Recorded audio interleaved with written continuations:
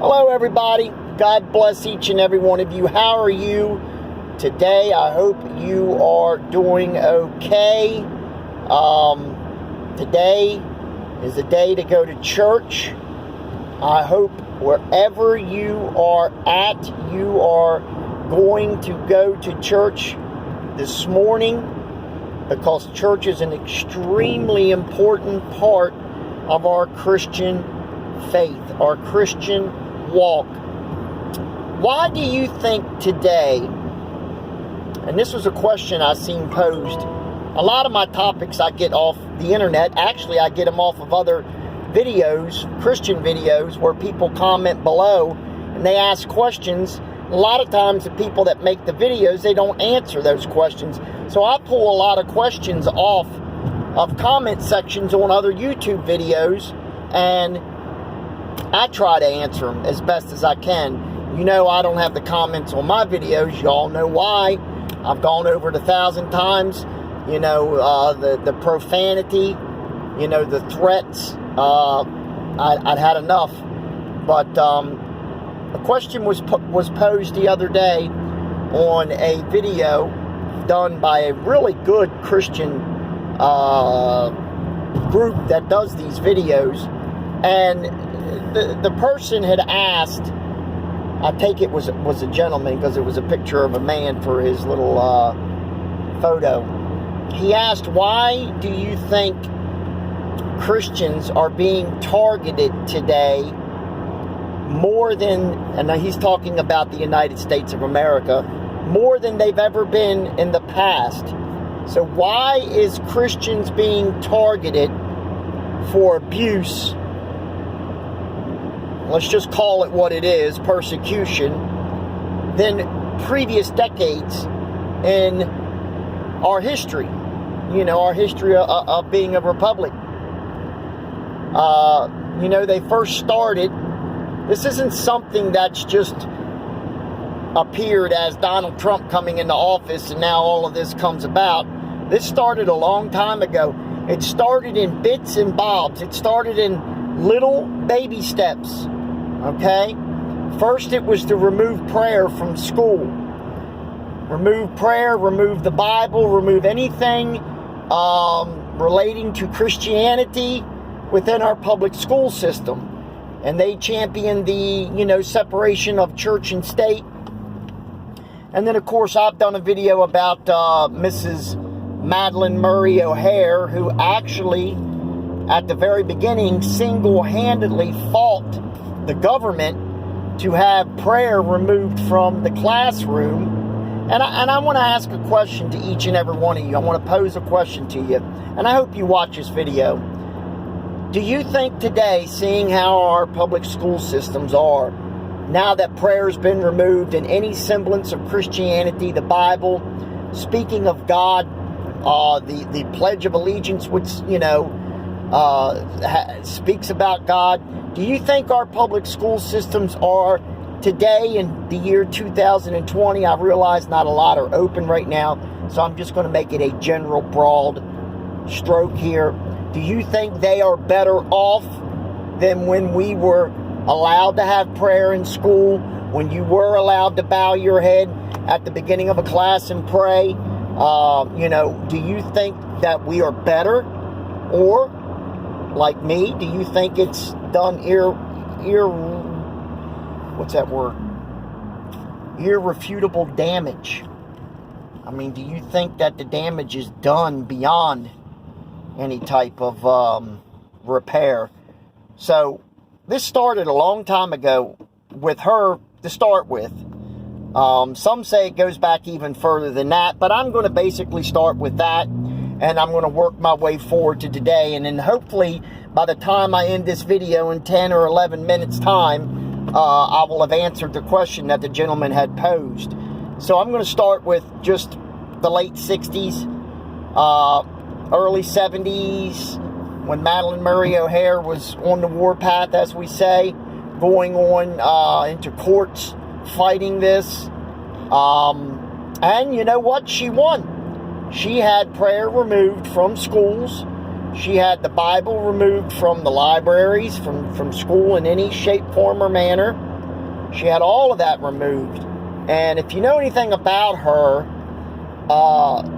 she championed that till the day she died.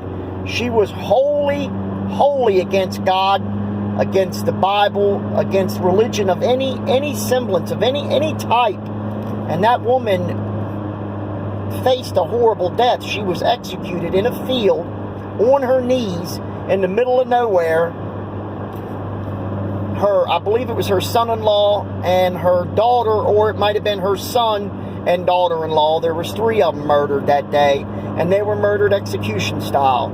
And I often wonder, in her last minutes on earth, did she realize she's going to die? I'm sure she realized she was going to die at some point before she died. I often wonder, did she realize what she had done? And you know something?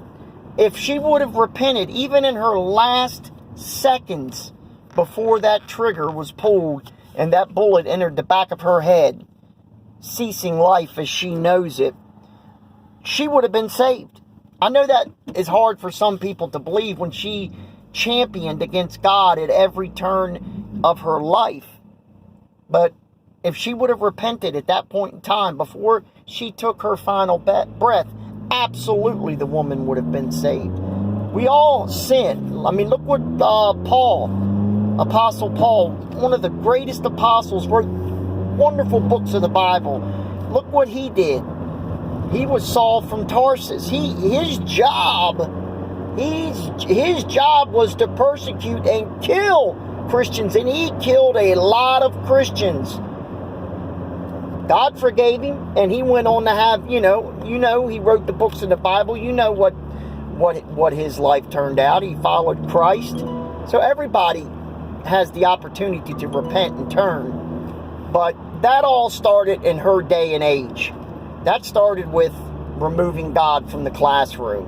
Okay, that's a small step, some people say, but it set the precedent to move forward through time. And then we had the whole sexual revolution, the drugs, the hippie thing, where, they totally rejected Christ.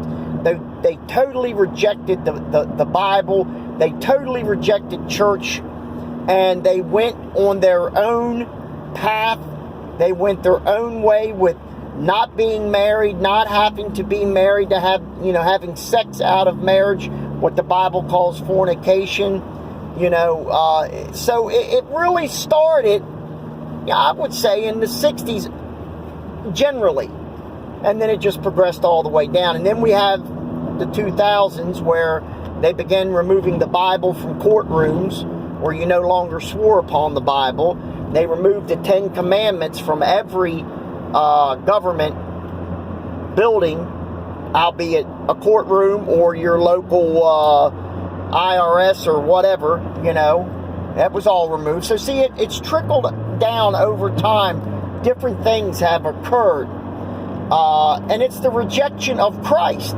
We know in John, Jesus says that he was hated first among all. So you're going to be hated. All right? You are going to be hated. And we are seeing that more and more today than we've ever seen.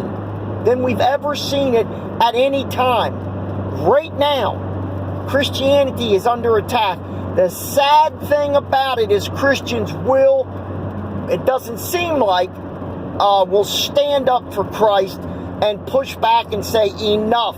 We are tired of your perversions. We are tired of your abominations being crammed down our throats, being forced to accept things that we know the Bible tells us is a sin. We have to accept things that is an abomination. It's a perversion unto God himself. These are being thrown up in our faces on a daily basis. Our children are being bombarded with all of this disgusting stuff in the classroom, on TV. They have cartoons that are geared towards the alternative lifestyle, that are putting this in children's heads, that it's no longer a holy union between a man and a woman, and the family unit as a whole. Suffer the little children to come unto me. That's what comes to my mind when I think of the way these teachers pervert these children's minds in our classrooms to hate this country, to actually tell these little white children that they need to be ashamed that they were born white, that they are inherently racist. That is a bunch of garbage, utter garbage. Are there racist people? Let me fill you in on a little secret if you don't already know. There's racist people from every walk of life in this world. It doesn't matter what color your skin is. And to hear this, that minorities can't be racist, that is a bold-faced lie from the pit of hell. They are a human being. They have a heart, a mind that can think, and they can hate as well as anybody. And to put that out there is an absolute travesty to make people think that. It's sad. Look at that group that's out there now that you see all over, railing against Caucasians, saying that, that they're below them, that, they're not fit to walk, they're not fit to be free, they need to be rounded up.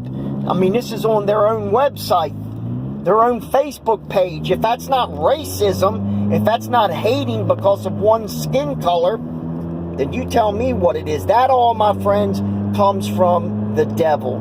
That is, as I've said before, that's his game. That's what he does. He is hate incarnate.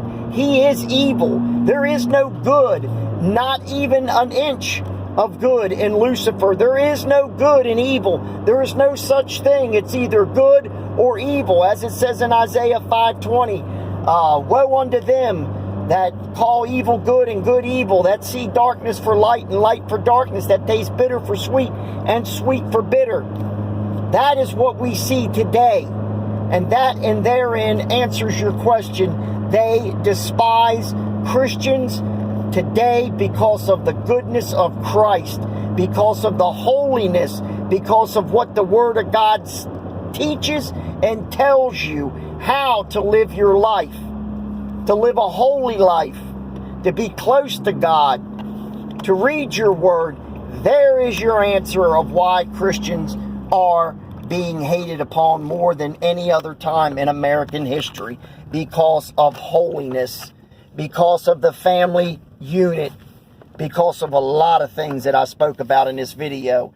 But all in all, that's what it is. So there's your answer. I got a little carried away, but hey, it is what it is. God bless each and every one of you. Please subscribe. Please hit the like button. Man, I'm trying to grow this channel.